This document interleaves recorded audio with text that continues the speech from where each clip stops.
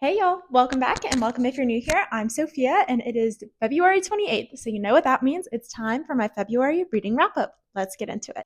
For the month of February, I read a grand total of 8 books. I'm going to give you my rating and if I would recommend it, yes, no, maybe, so that it's easy, and some nitty gritty little things that I may have or may have not liked. So the first book we started out with actually was finishing up the last Zodiac Academy book on Restless Stars. That ended up being about 3.5 stars for me. I only read half of that in the month of February because the other half was read at the end of January, so I'm going to just kind of skip over that one, but that was finished this month. First full book we read in the month of February was Onyx Storm. We hopped on the train. Took a second to get to this one. I was avoiding all the spoilers as much as possible, but I'm so happy that I finally got to it because this was our first 5 star. I was so excited for that. I also did get one of the ones with the sprayed edges, and I do really like those on this one. Sometimes I feel like sprayed edges are very much unnecessary nowadays. They do them a little bit too often, and it takes some of the fun out of it, but I loved it for this one. And I was thoroughly surprised by this because I love the Empyrean series. I love the idea of it. I had so much fun reading Fourth Wing, but I feel like social media took my standards to the next level with that one. So while everybody was giving it 5, 6 stars, whatever, it ended up being like 4 stars for me. I did really, really enjoy it. I really loved it. I thought about it a lot, but I wasn't obsessed with it because my standards were so obnoxiously high for it based on what everybody was saying and everything that I was seeing. So it ended up being like 4 stars, honestly, for being really particular, 3.75 stars, but take that as you will. And then the second book, Iron Flame, again, I loved being back in the world of it, but about a 3 stars. I was really disappointed with it. The ending, amazing. It really threw me for a loop, but the whole ins and outs of the rest of it, I just felt like were a bit all over the place, just like she was trying to get it done in a deadline kind of thing. So I am glad that Rebecca took her time on this one. It did wreck me, of course. I loved it. I loved every second of it, to be quite honest. I did a reading vlog for that one, so if you want all of my thoughts on it, go ahead and check it out. But I thought this one was so well thought out, everything kind of tied together. I wasn't really left on a lot of loose ends other than the cliffhanger of an ending, and I did not predict that ending at all. So that's a win. I was left every time I had to take a break from reading it. I wanted to be reading it again. I wanted to pick up the book. I was constantly thinking about what was going to happen, where this plot might go, and everything I thought of wasn't right because it still ended in a way that I did not predict. So, highly recommend. Even if you're iffy on the Empyrean series, I'd say still continue it because I really enjoy the third book and it is by far my favorite so far in the series. So, I'm really interested to see where the next couple of books go there. So, we started off the reading month of February with a bang, if we're being honest. First full read was a 5 star. Our next read was another Annabelle Monaghan book. It was Same Time Next Summer, which again, I loved this book. I think I did a little bit of a reading vlog on this one as well. It was in my Valentine's one. But I love just an underrated, not trope, but like theme when it comes to writing is the past and the present tenses. I love that, especially when it's like a childhood friends or childhood relationship coming back later in the future, which is what this one was. I love getting the glimpses of the past and then the glimpses of the present and kind of how they're finding each other again and their lives have changed, but they're still like connected in certain ways. And yeah, they've grown apart a lot, but they're growing back together now. And I am obsessed with that. It has to be done right, but when it is, I just eat it up every second of it. So I ended up giving that one 4 stars. Still really, really good. I gave it 4 stars because I wasn't as obsessed with it as I was with Summer Romance, which is my first Annabelle Monaghan read. And I'm so excited to continue reading her books. I highly, highly, highly recommend Same Time Next Summer, especially for someone who wants something that's just completely bingeable. I know we're getting towards the spring break months, summer months, beach reads. Definitely, definitely, her books are amazing for that. Take him to the beach with you, lay by the pool. They're such bingeable books. She has such quality writing, but there's no fluff in there. It's straightforward and to the point, but also very not necessarily lyrical. It's just she packs a punch. That's a great way to say it. She packs a punch with every word that she writes in those books. They're not overly long, they're not overly obnoxious, but they definitely have a lot of heart and emotion in them. And that's why I really, really love them. So, highly recommend her. Not a 5 star, but it was a 4 star, and that's still pretty dang good. Our next read was one that I knocked off my 5 books to get off my physical TBR this year. So, we are making a little bit of a dent on that. But it was You with the View by Jessica Joyce. I read this in my Valentine's vlog. So, if you want more thoughts on that, feel free to go check it out again. But I was so disappointed with this one, unfortunately. I'm obsessed with the cover. I can definitely see why people like it.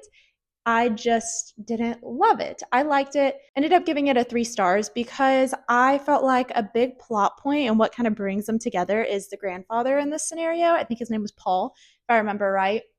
And he's so sweet. And in the beginning, I was like, oh my gosh, I'm going to love this. I'm going to be obsessed with this. I had vibes from like The Longest Ride, all of that kind of feeling in it. And then I feel like you kind of lost the point of following his love story with her grandmother in the past and what they're trying to unravel and her getting to know this side to her grandmother that she never knew before. I wish we just had more of that, more of the letters, more of that feeling and that information being uncovered throughout their journey.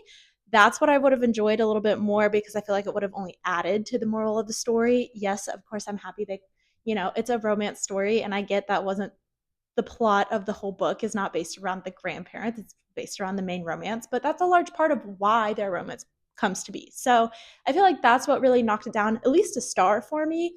I wanted more of that. And then I also felt like towards the end, it was just a very odd conflict or climax, whatever you want to call that point.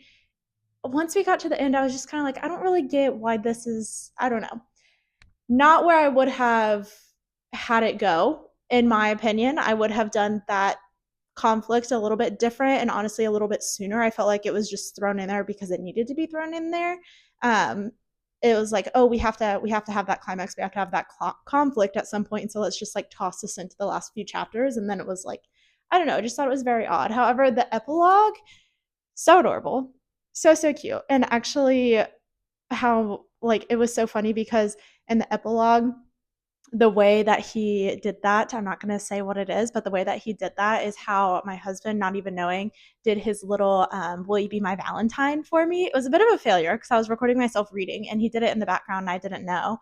And then I went back and watched the video and I couldn't even read what it said. And I went in and asked him and he was like, oh, and I was like, oh my gosh, that's so funny because he had no clue. I hadn't told him, but that's what happened like in the last part of the book, like as I was reading it. So it was just really funny. But I would still recommend it to people. I feel like it would just be a specific person. There were just parts of it that kind of fell off to me. And so that's where it docked some points for me. I also felt like there were a couple spice scenes that I just didn't love. Spice a lot of the time is going to knock it down in rating for me. I just feel like that's not always necessary. Very rarely is it necessary. And when it is, one and done kind of scene is really all you need, in my opinion. So that's just me, to each their own. But I was a bit disappointed in this one, unfortunately. Okay, the next book I read is actually Five Survive by Holly. Is it Holly Jackson? I think it's Holly Jackson. I get the Holly Jackson and the Holly Black ones confused, but I'll put it on the screen here. So I did read Five Survive. I am very difficult when it comes to thrillers or mysteries or any of those. I absolutely loved A Good Girl's Guide to Murder, that entire trilogy. I thought it was so good. And I'm having a hard time finding anything in that realm that lives up to it, in my opinion. I feel like a lot of the time, thriller just annoys me. If I'm being quite honest, I find them very predictable. And then if I don't predict it, then I just get annoyed with the way things went, where I'm like, that's just absurd. How did it even get to that point? You know what I mean? I don't know. I just have a hard time finding things that I like within the genre. I feel like they're very easy reads. And so I rarely ever DNF them, but I rarely ever give them high ratings either. I would say A Good Girl's Guide to Murder is one of the very few that I've given a good rating to. So Five Survive, unfortunately, only got 2 stars to me. I feel like where I struggled here is I couldn't get into it. The best way to say is I just didn't care. I didn't. I did not care at all. Getting to know the characters, learning the characters, I could not have cared less, to be quite honest with you. And one of the characters in there just really irritated me the whole time. I was like, you're psychotic. And I just didn't understand what was going on. Also, these kids are on spring break. You're like teenagers. And the whole concept that was going down, I was like, huh? Like, this just doesn't feel realistic to me. I don't know. 2 stars. That one fell very flat, but that's honestly to be expected at this point whenever I read something within that genre. However, because of A Good Girl's Guide to Murder, I had high hopes. I thought maybe she'd do it again, but unfortunately for this one, it did not. I don't think I'm the only one with that opinion. I feel like I've seen some mixed reviews on it online. Unfortunately, 2 stars. This is where we kind of started having some failures as far as our reading goes. So that was our first 2 star of the month. The next book I read was also the last book in my Valentine's vlog, and it was How to End a Love Story. Yeah, I said that right. How to End a Love Story. Oh my gosh, I wanted to throw this book against a wall. It was making me so angry. And if you want my full reaction to that, again, it's in that vlog. I'm going to try and keep it short and to the point because this is our wrap up. But this book opens on a very, very heavy topic. Trigger warning. It is the topic of dealing with suicide and grief, and it is her sister who has gone through that, and now we're following her sister going through the grief in the process of losing her. That is in the first chapter. It is just setting the scene for you, so trigger warning there. But that is such a heavy topic, and if you're gonna do it right. Go into it. If it's gonna be part of the plot, which obviously this book doesn't look like it has that in here, but it does. It's not your light, fluffy romance read, really, but it kind of ends up being that because I feel like that main plot point that we start the entire book on not necessarily disappears, but it's like not even a main point of conflict through the whole thing. That's what drove me nuts through the whole thing. Like it's just a happy-go-lucky romance once you get to like the 30% mark. And I was like, I feel like they have some bigger issues that need to be talked out and discussed right now that happened in their past. And it just wasn't there. It was gone. It was almost like the conflict just switched around to like her having issues with her parents and this, that, and the other. And I was like, huh? And I would have loved to hear more about the main male character, whoa, MMC. There are some glimpses of him having struggles with anxiety after everything that happened in his past as well, the thing that kind of connects them together. And there's just like, it's just like thrown in there, like, oh, I'm having an anxiety attack. It's like once or twice. I think it's twice. It's thrown in there. And I'm like, that could have built his character up. I still loved him as a main character, but it could have built his character up so much more if you had dove, if you had dove deeper into that and why he's anxious. Again, that would have also tied back in that main plot point and what the story was started on and brought all of it back together a little bit more. It's not at all what it looks like. It's not your light, fluffy romance. It starts on that very heavy topic. Then the heavy topic kind of goes away. Then it is a light, fluffy romance, and then it's not. It has a ton of spice in it, and I was just thrown for a loop by this one, to be quite honest. I was very disappointed in it. So this is 2 stars. I honestly don't think I would ever recommend it to anyone, to be quite honest with you. And I hate to be that person. I don't like to hate on books. I always like to give them the benefit of the doubt, but I really just was enraged throughout this whole book. I was like, what is happening right now? What happened to this heavy topic? If we're going to do it, let's do it. Give me the emotions, make me sad. Like, I want to feel what you're writing in here. And I wasn't, because it wasn't there. I'm just going to leave it at that. I'm going to leave it at that. We're going to move on to our next one. Next book that we read was Lost and Lassoed, which is the 3rd book in the Rebel Blue Ranch series. I believe that's what it's called. I'll put it on the screen here. I just have come to the conclusion that this series isn't for me. It's a very spicy series, which I don't love. The only reason I honestly even read this is because it was available on Libby and I was on the wait list for everything else and I just needed something short and easy to read. And it was there. And again, I said it once, I said it twice, I'll say it again. I have FOMO. I know so many people who love this series, and I just can't see why. I mean, it's bingeable, and if you like the spice, then I guess it's easy and something you might like. I love the covers, I love the aesthetic of it, but this series just isn't for me. I don't really have anything else to say about it other than it started off really strong, and I thought this would be my favorite one out of all of them, but then it ended up just being on the same playing field as all of the rest of the books so far in the series. They're just all they fall flat, kind of 2 stars for me. I would never recommend them to anybody. I mentioned before we were on a roll this month. I knocked another book off of my 5 of the physical TBR I want to knock off in 2025, but I read my next Fredrik Backman book, which is Anxious People. I went through a roller coaster of, was I going to like this? Was I not going to like it? I thought the whole concept was actually very impressive, especially reflecting back on it. I ended up giving this book 4 stars. I did not give it 5 because I feel like I have a hard time getting used to his writing. It's just different from what I'm used to, and it's a lot of like social commentary and just heavier topics that are kind of disguised by this funnier situation that's going on. So the whole premise of the book is a hostage situation. There's been a bank robbery, but the bank is cashless, and so again, it was a little bit pointless, but the police are interviewing the hostages that were released, trying to figure out who the bank robber was, finding the identity, and you're uncovering a lot more about who these people are and the fact that they've all come together from this one situation. And so I feel like as I had to kind of audiobook and read back and forth because I was having a hard, am I English? I was having a hard time. Okay. I was having a hard time keeping the characters separate in my head. And so listening to the audiobook was really helpful because I was getting different voices. So I was separating them in my head based off of putting the characters together, what they look like, and what their voices sounded like. Then it was much easier for me to read it physically after that. And so I ended up with 4 stars. I would definitely recommend this book. I thought it was very well done, and I find his writing very interesting.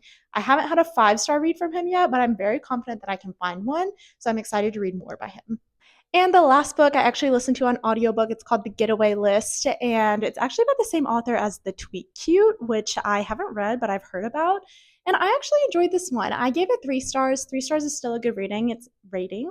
It means I had fun with it. And honestly, I would even go as far to say 3.5 stars with this one. It's a closed door romance, which I love.